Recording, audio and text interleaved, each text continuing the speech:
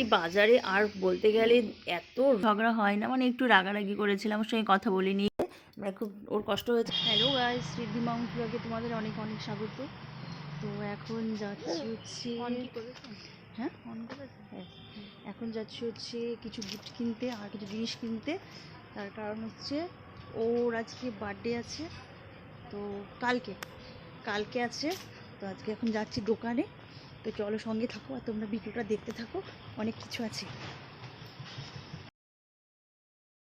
আর দেখো চলে এসেছি বাজারে, আর বলতে গেলে এত রোদ রাস্তায়, বুঝতে পারিনি, যার জন্য কোনো ছাতাও নিইনি, কিন্তু বাড়ি থেকে তো বুঝতে পারিনি যে এতটা রোদ হবে। তো দেখো চলে এসেছি দোকানে, আর ভুল করে একটা অন্য আর জানো তো, ভুল করে জানো তো একটা অন্য দোকানে ঢুকে পড়েছিলাম। ওটা ছিল মোবাইলের দোকান। আর এখন দেখো সঠিক দোকানেই চলে এসেছি, তার পাশেই দোকানটা ছিল চকলেট নেওয়ার জন্য। আর এই দোকানে প্রচুর কিন্তু জিনিস আইটেম অনেক কিছু আছে। চকলেট নিলাম, তোমার হচ্ছে দুধ নিলাম, অনেক কিছু নিয়েছি, আরও বিস্কুট নিয়েছি। তো সব কিছু নিয়েছি কিসের জন্য বলো তো? হাজব্যান্ডের জন্য। আর তার পাশেই কিন্তু একটা চলে আসে ফুলের দোকান, কারণ আমার গোলাপ ফুলের খুব দরকার ছিল, কারণ ওকে সারপ্রাইজ দেবো যেহেতু। আর এটা কিন্তু সারপ্রাইজ ছিল, আর সারপ্রাইজ ছিল যেহেতু, সেই কারণে ও কিছুই জানে না। ও জানেই না আসলে কী বলো তো, ও কিন্তু একটু ঝগড়া করেছিল মেয়ের সাথে। মানে ঝগড়া না, আমাদের সাধারণত কিন্তু ঝগড়া হয় না, মানে একটু রাগারাগি করেছিলাম, ওর সঙ্গে কথা বলিনি, ইগনোর করেছি। তো মনে মনে কষ্ট পেয়েছে ও। ও মানে মুখে বুঝতেই দিইনি যে ওর জন্মদিন, আর আমি সেটা জানি। মানে ওকে এমন ভাব করছি যে এই মাসে যে জন্মদিন সেটাই আমি ভুলে গেছি। তো দেখো সব কিছু নেওয়া হয়ে গেছে, আর এখন চললাম বাড়ির দিকে। আর তো তুমি দেখতেই পাচ্ছ রাস্তায় প্রচুর রোদ।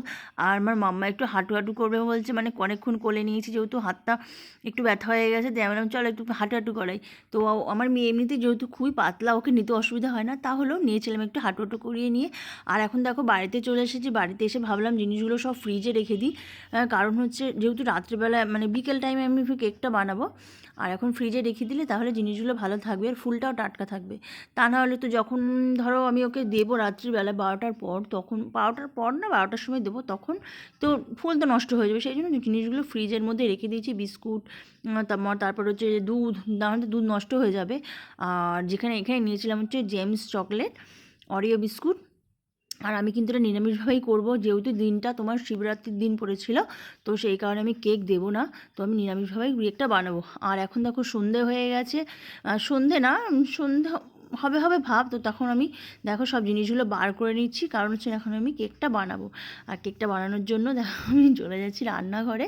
আর এখন রান্নাঘরে চলে এসেছি। আর জানো তো, দেখো দুধটা পুরো জমে, যেহেতু ডিপে রেখেছিলাম, জমে পুরো একদম দুধ পুরো কি বলবো, মানে পাথর হয়ে গেছিলো। অল্প অল্প বেরিয়েছে, আর কিছুটা আমি আবার রেখে দিয়েছি বাইরে গরম হওয়ার জন্য। আর তার মধ্যে আমি অরিও বিস্কুটগুলো নিয়ে নিয়েছি। কী হয়েছে বলো তো, এইদিকে অরিও বিস্কুটগুলো তোমার যেহেতু ফ্রিজে রেখেছিলাম, তো সেই বিস্কুটগুলো কিন্তু আমার জমে গেছিলো, শক্ত হয়ে গেছিলো, মাঝখান থেকে ক্রিমগুলো বেরোচ্ছিলো না। তো ভাবলাম তাহলে যে আমার ডেয়ারি মিল্ক যেই তোমার চকলেটগুলো, সেগুলো আমার মাঝখানে দেওয়ার জন্য দরকার আছে কেকের। তো সেই কারণে আমি কেকের জন্য তোমার আগে থেকে তোমার এই যে ডেয়ারি মিল্ক যে চকলেটগুলো, সেগুলো আমি ভালো করে দেখো ক্রিম করে নিলাম, উনানো মানে বসিয়ে সেটাকে আমি ভালো করে জেলি টাইপের করে নিচ্ছি। আর তারপরে আমি আবার অরিও বিস্কুটগুলোকে যেন একটু গরম করে, এখন দেখো একদম ঠিক হয়ে গেছে। গরম করার পরে দেখি বিস্কুটগুলো দেখি ক্রিমগুলো বেরোচ্ছে। তো বিস্কুটগুলো বার করে নিচ্ছি, সব ক্রিমগুলো আমি বিস্কুটের থেকে বার করে নিচ্ছি আস্তে আস্তে করে বার করে। দেখো আমার ক্রিমগুলো খুব সুন্দরভাবে বেরিয়ে গেছে। তারপরে আমি অরিও বিস্কুটগুলোকে মিক্সির মধ্যে দিয়ে আমি ভালো করে বানিয়ে নিলাম। আর আমার কী হয়েছিল না, দুধ জাল দিতে দিতে দুধ পড়ে গেছিলো, মানে অনেকটাই দুধ আমার গ্যাস থেকে পড়ে গেছিলো। আর তোমাদের আরেকটা কথা বলে নিই, তোমার অরিও বিস্কুটটাকে দেখো আমি ভালো করে তোমার মিক্সি করার পরে এটাকে কিন্তু দুধ দিয়ে মেশাতে হবে ভালো করে, ঘন করে। আমি দুধ দিয়ে মিশিয়ে নিলাম, ভালো করে ফাটিয়ে নিলাম বিস্কুটটাকে। আর তারপরে হচ্ছে তোমার ওর মাঝখানে আমি একটু বেকিং সোডা দিয়ে দিলাম। বেকিং সোডা দিয়ে তোমাকে ভালো করে গলিয়ে নিয়ে আমি একটা স্টিলের মানে গ্যাসের উপর আমি একটা তাওয়া বা যারা যারা বানাবে তাওয়া দিতে পারো, তাওয়া বসিয়ে কিন্তু আমি ওটা তার উপরে হালকা স্টিমে রাখতে হবে তাওয়া বসিয়ে। আর ওটা হয়ে যাবার পর আমি এখন পাশে আমি দুধ গরম বসিয়েছিলাম, এখানে আমি পায়েস করছি। হ্যালো ফ্রেন্ডস, কেমন আছো তোমরা সবাই? আশা করি ভালো আছো। তো রীতিমাম ব্লগে তোমাদের অনেক অনেক স্বাগত। তো এখন আমি দেখো এসেছি রান্নাঘরে আছি। আর আমি রান্নাঘরে হচ্ছে যে কেক বানাচ্ছি, আর হচ্ছে মানে এখানে দুধ জাল হচ্ছে, তো পায়েস বানাচ্ছি। আসলে হাজবেন্ডের কালকে জন্মদিন, 9 তারিখ জন্মদিন, তো সেই জন্য ওকে না জানিয়ে সারপ্রাইজ দিচ্ছি আমি। মানে নিজের হাতে কেক আমি কখনো বানাইনি, তো এটা ফার্স্ট টাইম আমি বানাবো।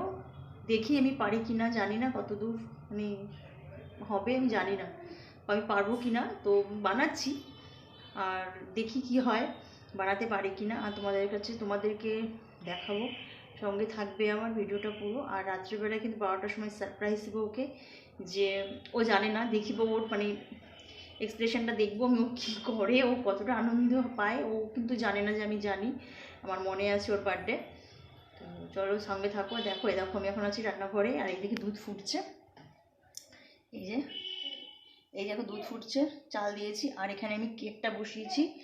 কেকের সম্পূর্ণ রেসিপিটা তোমরা পাবে, আমি কীভাবে বানাচ্ছি না বানাচ্ছি সব কিছু তোমাদের সাথে শেয়ার করব। তো চলো সঙ্গে থাকো, ভিডিওটা দেখতে থাকো। আর আমার দুষ্টুটা কি করছে দেখো, এই দেখো পাপা, এই যে আর দেখতে পাচ্ছি এখানে আমার পায়েসটা সম্পূর্ণ হয়ে গেছে, আর আমি কিন্তু পায়েসটা গুড় দিয়ে বানিয়েছিলাম। আর এখানে আমার কেকটাও হয়ে গেছে, দিয়ে আমি কেকটাকে উল্টে নিলাম। উল্টে নেওয়ার পর দেখছি কেকটা খুব সুন্দর হয়েছিল, খুব ভালোভাবে হয়েছিল। আর আমি এখন কেকের মাঝখান থেকে কেটে নিচ্ছি, কারণ এটাকে ডেকোরেট করতে হবে সুন্দর করে। তো মাঝখান থেকে কেটে যে চকলেটের ক্রিমটা বানিয়েছিলাম, সেই ক্রিমটা আমি এখন এই মাঝখানে দিয়ে দিচ্ছি সুন্দর করে, যাতে একটু একটু এদিক ওদিক না পড়ে যায়। ভালো করে চামচ দিয়ে আমি নিচ্ছি, কেউ কিন্তু আবার তোমরা চাকু দিয়েও করতে পারো, চাকু দিয়েও বেশ ভালোই হবে। আর যেটা উপরে যে অংশটা কেটে নিয়েছিলাম সেটাকে আমি এখন বসিয়ে দিচ্ছি, দেখো। আর বসানোর পরে যে উপরে যেটা কেটে নিয়েছিলাম সেটাকে কিন্তু তোমরা বলস বানিয়ে সেটাকে সুন্দর করে সাজাতে পারো। আর বসানোর পর যে এখন যে চকলেটটা আমি বানিয়েছিলাম সেই চকলেটটা কিন্তু আমি এর উপরে ঢেলে দিলাম। চকলেটটা ভালো করে ঢেলে আস্তে আস্তে করে, তোমরা বলেছিলাম যে চাকু দিয়ে তোমরা ঢালতে পারো, মানে ভালো করে দিতে পারো, তো চাকু দিয়েই আমি করলাম। আর আমার কেক সম্পূর্ণ রেডি, ফ্রিজে রেখে দেবো এবার কিছুক্ষণের জন্য, ঠান্ডা হবে সেই কারণে। আর বন্ধুরা দেখো, এখন ঠিক রাত্রি 12টা বাজে, আর আমি এখন দেখো সব কিছু কেক রেডি করে মোমবাতি বসিয়ে নিয়ে চলে যাব। আর আমার বর কিন্তু নিচে ঘুমিয়েছে আমার উপর রাগ করে, মানে খুব ওর কষ্ট হয়েছে, ভেবেছে আমি ওর জন্মদিন পালন করবো না, আমি এখন ওকে সারপ্রাইজ দেবো। তোমরা দেখো কী করে ওর রিয়াকশানটা। আর এই দেখো ঘুম থেকে তুলে ফেলেছি। তো চলো আজকের মতন টাটা। ব্লগটা লাগলে লাইক কমেন্ট শেয়ার করে দিও, সাবস্ক্রাইব করে দিও।